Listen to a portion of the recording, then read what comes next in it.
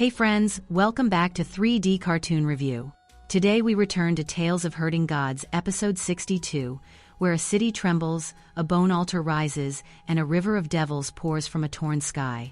Settle in, steel your nerves, because winter white bones and hellfire are about to collide. The mistake announced itself as relief.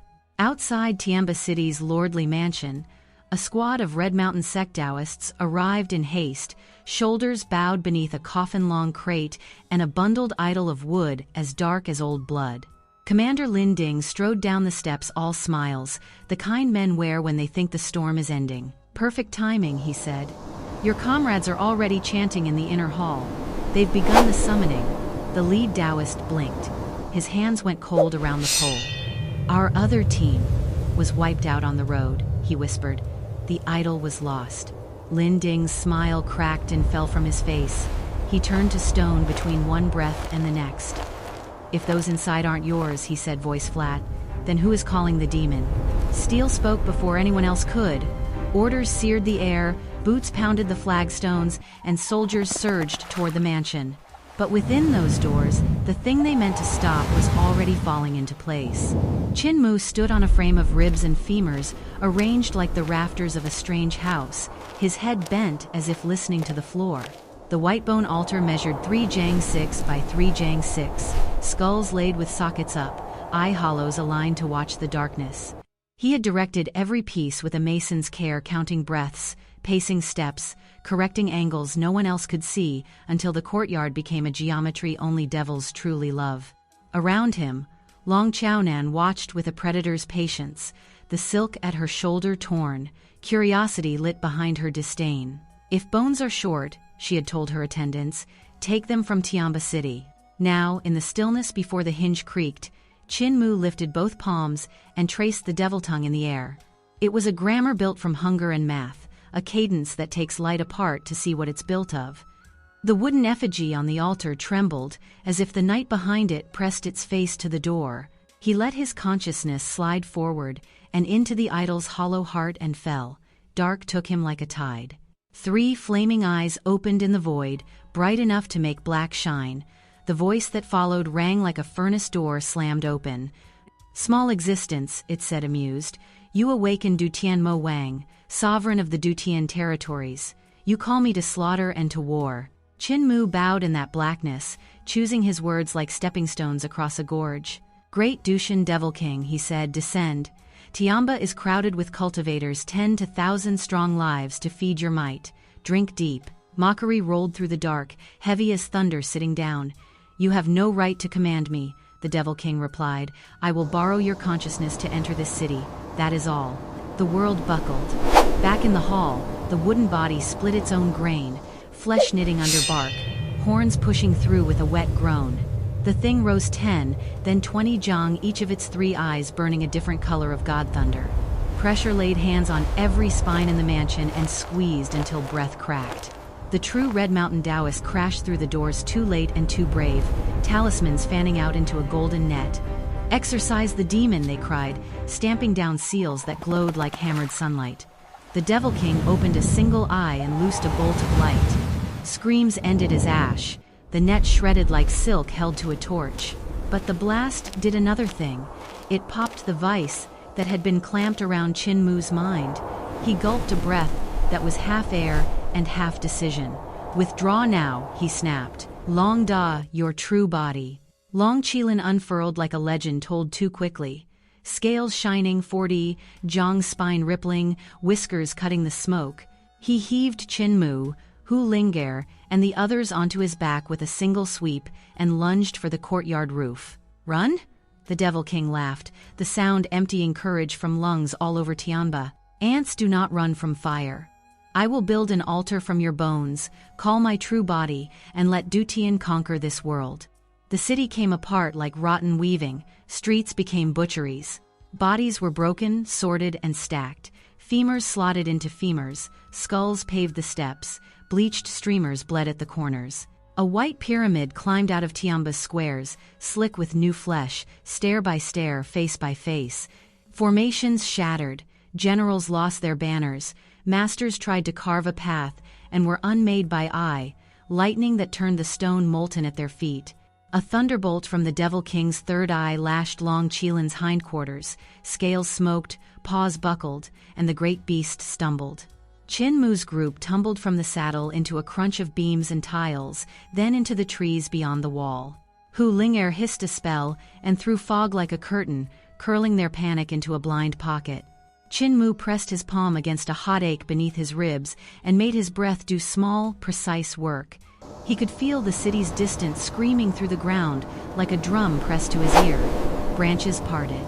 A great python slid between the trunks, smelling of iron and swamp. Long Qiaonan straightened in the saddle, face pale with fury, mouth hard as carved jade. Then her expression changed. Something crooked and playful split it open. She shed. Skin peeled from skin. A flawless woman stepped out of ruin, bare shoulders pale in the forest gloom. "You're near, Chinmu," she sang, voice sweet and edged. "You're staring too. Do you like this neck?" He vanished on a ragged teleport, reappeared with bark in his teeth, vanished again. She tracked him by the memory she had just planted in his gaze, a predator pulling a thread hidden in a man's eyes. Their clash became a pursuit, and then a rhythm of fight you don't want that still writes itself because the body keeps the beat. The sky answered neither of them. It tore. Above Tianba, the firmament opened like cloth gnawed through. A black vortex turned, its edges unsure of where the world should stop.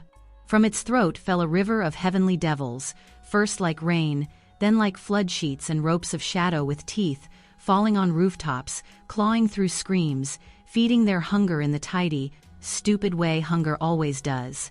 Meaning should have surrendered to terror, but grudges and appetites sometimes remember they are cousins. Chinmu and Long Qiaonan stopped trying to kill each other and stood back to back, blades drawing round shadows into ribbons. Their feet found a rock outcrop, their breath became a metronome. The devils circled in thickening loops, baffled at the way two small lives kept making a space where their teeth couldn't close. At the city's heart, the bone altar finished crowning itself. "People of Dutian," the Devil King roared, his voice now a contagious disease. "Depart for a new world." The vortex thickened. The air stank of iron and boiled river. Banners snapped like questions shouted too fast. Then the sky grew a second river, cold as winter glass. A silver torrent poured across the black. Millions of flying swords braided into current, their edges singing together as they scythed heavenly devils into chaff. It was not swordplay so much as weather with an opinion. Bodies of shadow broke and snowed across the roofs like burned petals. The Devil King flung his wrath upward. The clouds bruised. He shoved more power into the gate, pushing until the vortex convulsed, and a thing like a flaming giant foot stepped through, reddening a swath of firmament as if the sky blushed from pain. The sword river wheeled and struck for the city. The Devil King threw up a black screen, night hammered into a dome that ran from altar to sky and swallowed starlight whole. When the two met, impact unstitched the air. The ground howled, soldiers collapsed with blood at their ears. Somewhere a bell tried to ring and forgot the note halfway through. Far to the west at Woding Commandery, two figures watched the sky. Duke Wei leaned forward, whispering like a man at the edge of a story he's afraid to finish. National Preceptor, a peak expert has arrived. The Yankang National Preceptor did not look away from the silver current. "Not merely peak," he replied. "His strength rivals the three old monsters." In Tianba, the Devil King's wooden body cracked at the joints under the sword pressure. He bellowed and held the shield. Blades rang like rain on bronze. The altar trembled, but the black gate kept swallowing. Then a different line wrote itself through the smoke, one stroke of radiance, simple as a calligrapher's first brush when he already knows the last. It descended from the riverbank, crossed water without a ripple, and arrived like a verdict that delights in beauty as much as law. The Devil King had time to be surprised. Then his head lifted away from his shoulders, and the expression he wore in that instant became history. The bulk toppled, the black screen shattered like a pane of night.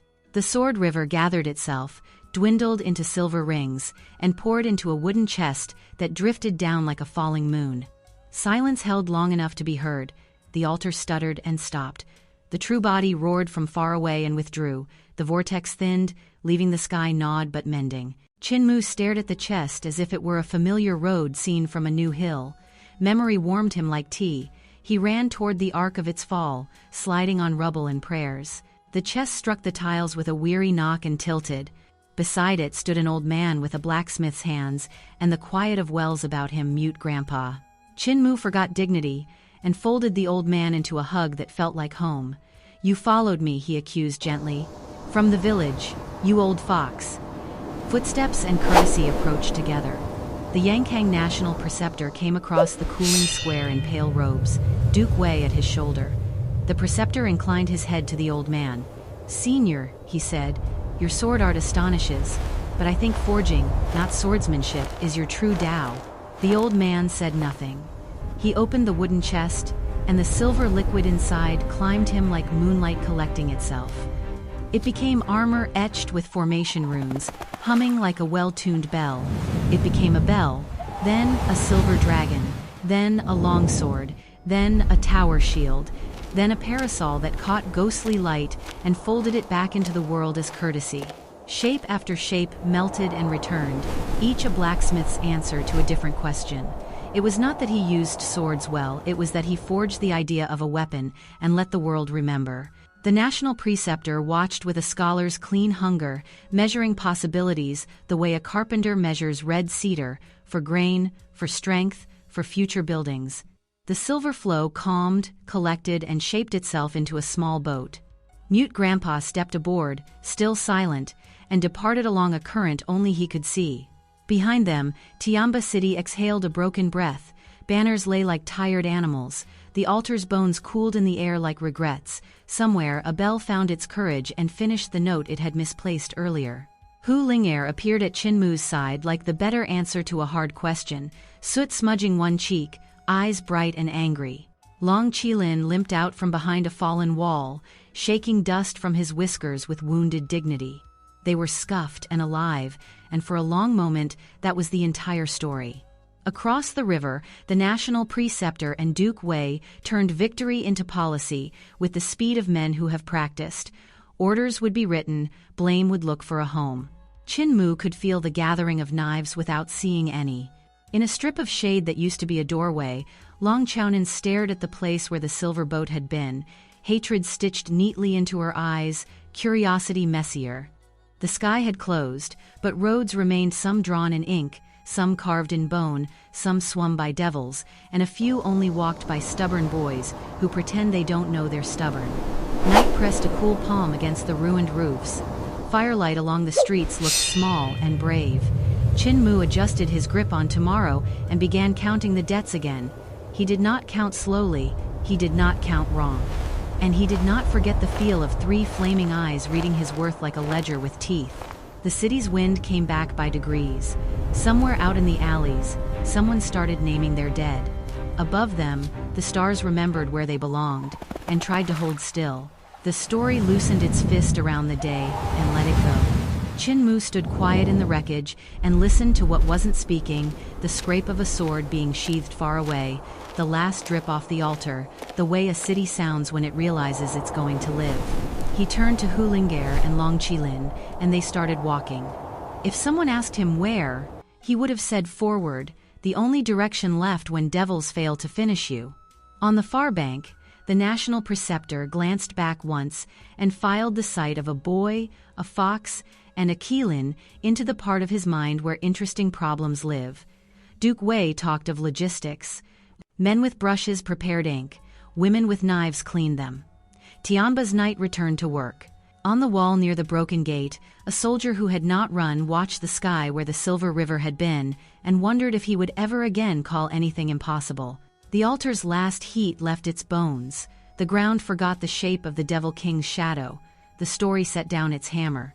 And the chapter ended, not because there was nothing left to say, but because hearts needed to beat, and the next page needed hands to turn it.